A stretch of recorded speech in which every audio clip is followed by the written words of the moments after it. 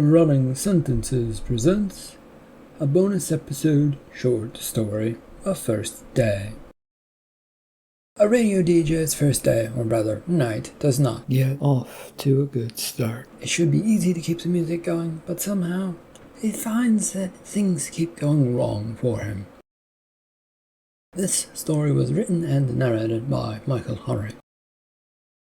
It is a work of fiction, so any names, characters, businesses, events, and situations within this story are products of the author's imagination.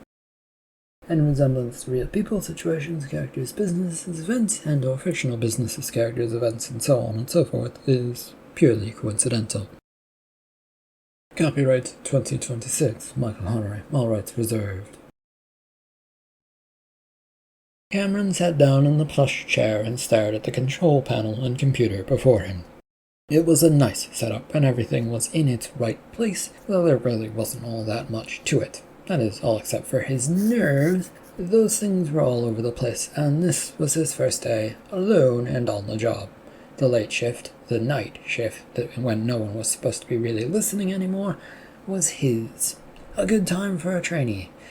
Yet somehow, to him, nothing felt right. "You ready?"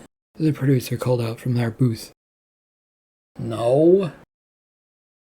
"That's unfortunate, because you're about to go on in a minute." "You should have had someone else do this," Cameron complained. "Don't have time for that. Let's get ready to go." "Come on, Cameron," producer Gavin said. "What?" Cameron responded, confused at what was going on and staring wildly about. "You have your introduction in a few seconds. Get ready to hit the right button."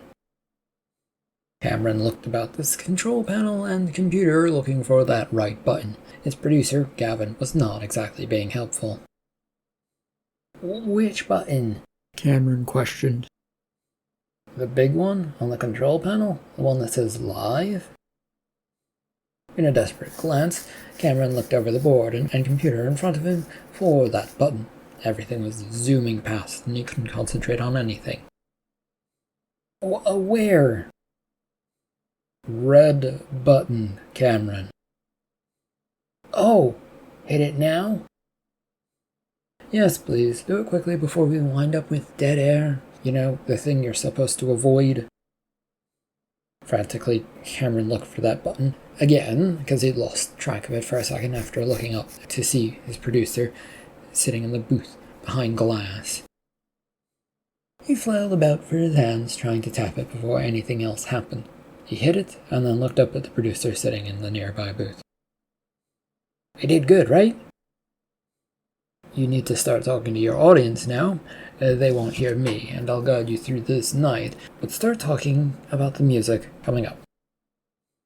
Eyes wide, heart pounding, he looked into the mic in front of him.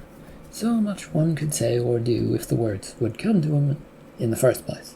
He remembered that he had to look down at the computer to see what song was coming up. "Say something, anything at this point."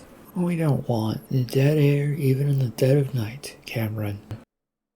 Realizing he was being chastised, he nodded and then spoke up into the microphone. "Hello, hi, welcome, hi. This is KP Radio, I think.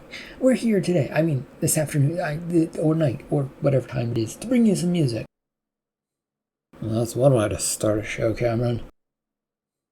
A sudden interjection by his producer threw Cameron through a loop for a second, his words lost and thoughts straining to stay together. It's a show that will last a couple of hours deep into the night. I'm going to guide you through with lots of music that will be playing soon, starting with a famed band that I need to find the name of. Do wrap it up and get to the music soon. The audience that is out there is here for the music, not for your blabbering," producer Gavin said. Sorry, audience. They're called The Jokers on the left, and this is their favorite song, Blink." "Hit the red button again, please, Cameron," the producer ordered. Still trying to keep up, his mind in a daze, Cameron stared at it for a second before his hand reached out on its own accord and hit it. A second later, music began playing in his headphones. A wave of relief washed over him for a second. That didn't start well, did it, Gavin? He looked up and over towards his producer in the middle of the booth, off to the side, and away from him.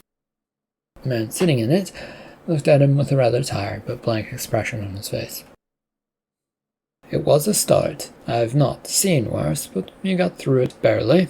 Try and keep up. You have a good 10 minutes before you need to get on the air again for some commercials. No one said anything about commercials.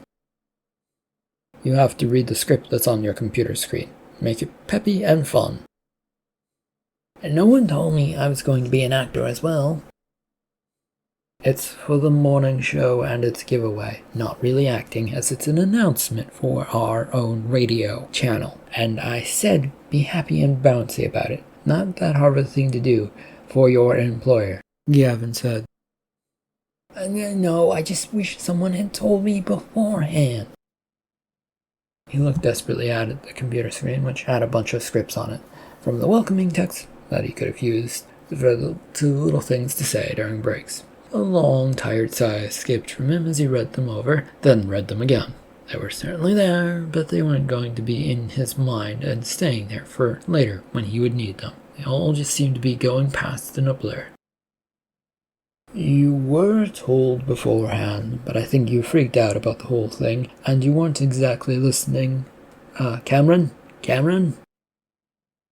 I was too. Glad to hear it, but you aren't showing that. So get it together. In a little bit, you'll have to do an ad read. I know. I got it. The sinking feeling that he was going to mess this up, though, kept running through his stomach and body. It was very uncomfortable and sort of making him a little gassy. He looked at the written copy he had on his computer, mumbling the words to himself. They were said easily enough, but once again they bounced right out of his mind. Are you ready to bring the audience back? Remember to hit that button and start talking. Do I look like I'm ready, Gavin? Yes, why wouldn't you be? Everything is going wrong for me, that's why. Get it together, you're on the air in a minute, take a deep breath. Same button as before? It'd be a bit off and odd if it wasn't. Doing his best not to turn and snarl at Gavin the producer, Cameron concentrated on his little script and that button, waiting for the moment for Gavin to tell him to go forth and speak to his audience. You're back in 5, 4, 3, 2... Hello. The words came out of his mouth before he managed to think or even hit that button to get him back on air. With a groan, he tapped it and waited another second. Hi, and welcome back, Cameron said to his listeners. Good, now go into your little ad read, Gavin said. Still jumpy and jumping at the sound of his producer's voice, Cameron did his best to steel himself and his nerves and not let out a squeak of noise. He still let out a squeak, though. Well, if you listen to our morning or afternoon shows, you'll know there's a grand chance to win a giveaway. A sound effect suddenly played and Cameron jumped once again, landing in his seat with a bit of a thud. He looked at the panel of buttons in front of him, but swore he hadn't touched any. That was me, making sure this ad goes well with the right noises. Keep going, Cameron. Right, well, the grand prize is a secret, but the little prizes can be found on our website. You just have to be a caller and lucky number 13 when a certain well-known song plays. The DJs on the morning and the afternoon shift of the show will tell you what that song will be. But you gotta listen to find out. Good luck. Much, much better. Now hit the button and send it to a few commercials. Cameron took a deep, frustrated breath and then said, This is silly, Gavin.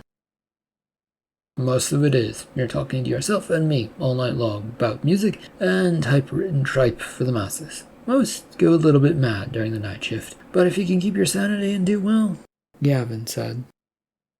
If I want to keep my sanity. That too, Cameron. You're starting to get the hang of things.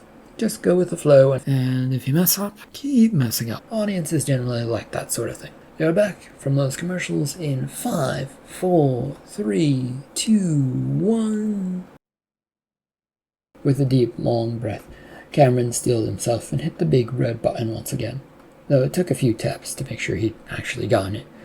Once he was sure, he began his spiel, heading into the next music block about some certain bands. The end of the bonus episode short story, A First Day. Thank you for listening.